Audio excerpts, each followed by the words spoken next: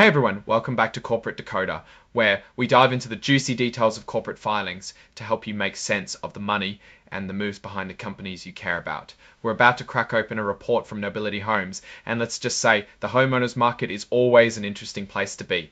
Before we get started, if you're enjoying these insights, make sure to hit that subscribe button and join our Discord community in the description below, where we discuss these filings and more. Alright, we're looking at a current report, an 8K filing from Nobility Homes Inc. Now, an 8K is like a company's immediate update to the world, telling everyone about significant events that have happened. This one dropped on September 12, 2025, and it seems to be primarily focused on their latest financial results. The core of this filing is about the company's performance, specifically their sales and earnings for the third quarter that ended on August 20, 2025. Think of it as the company saying, here's how we did over the last 3 months. And the main event, the big reveal, is in Exhibit 99.1, which is the actual press release they put out detailing these results. This is where the numbers and the story really come alive, so we're going to focus on what that press release likely contained. While we don't have the full press release here, the 8K tells us this filing's purpose is to make those earnings public. Nobility Homes is in the business of building and selling manufactured homes. This is a sector that can be very sensitive to economic conditions, interest rates, and consumer confidence. When people are feeling good about their finances and the economy, they're more likely to buy a new home, even a manufactured one. When things get shaky, it's often one of the first areas where spending gets cut. Now let's cut to the chase. The most important part of these filings, especially an 8K announcing results, is the financial performance. Companies are required to share how they're doing, and investors like us are always eager to see if they're growing, shrinking, or just treading water. For Nobility Homes, this report is a snapshot of their third quarter. We need to sift through the jargon and find the real story. For a home builder, key indicators would be sales volume, revenue generated, profit margins, and any changes in their backlog of orders. Are they selling more homes than last year? Are their homes more profitable? These are the questions we try to answer. While this specific 8K doesn't embed the financial tables directly, it points us to the press release, which would have these crucial numbers. We can infer that the press release likely detailed their net sales, cost of goods sold, gross profit, operating expenses, and ultimately their net income or loss for the quarter. Let's imagine what those numbers might mean. If their net sales were up, say 10%, that's generally positive news. It means they're selling more homes, or perhaps their homes are priced higher, which is good. But if their cost of goods sold also went up by, say, 15%, that would eat into their profits. That could be due to rising material costs for lumber, appliances, or labor shortages driving up construction costs.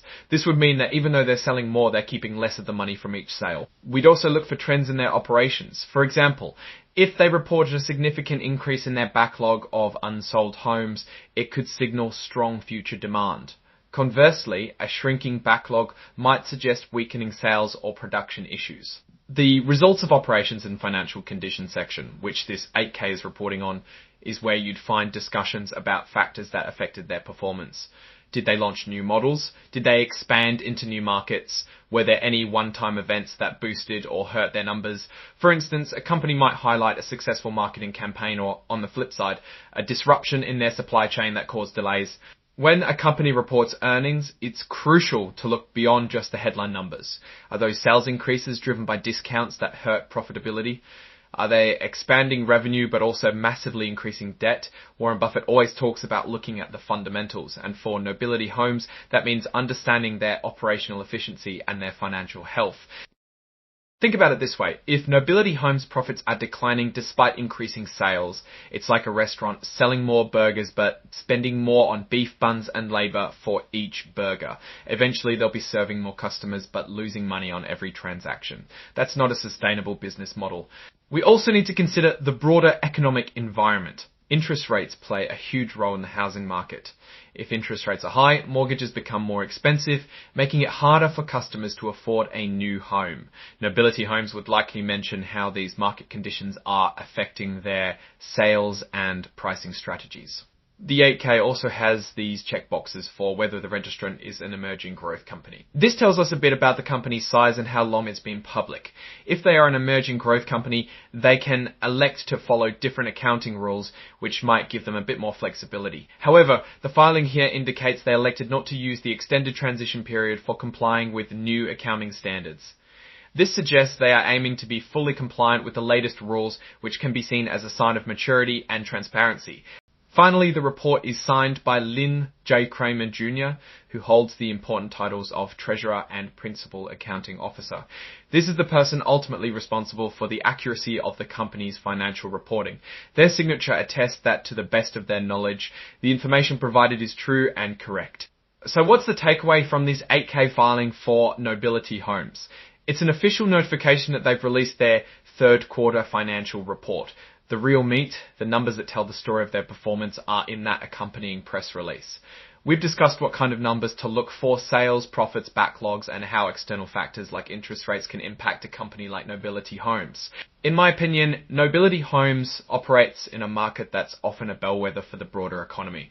Their success hinges on affordability and consumer confidence. If their latest report showed strong sales growth with healthy profit margins, it would suggest they're navigating current economic conditions well.